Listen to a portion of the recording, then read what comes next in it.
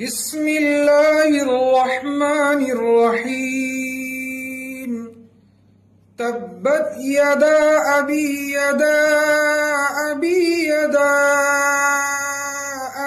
لهب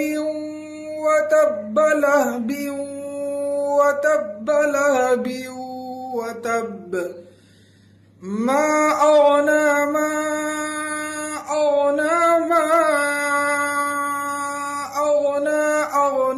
أغني عنه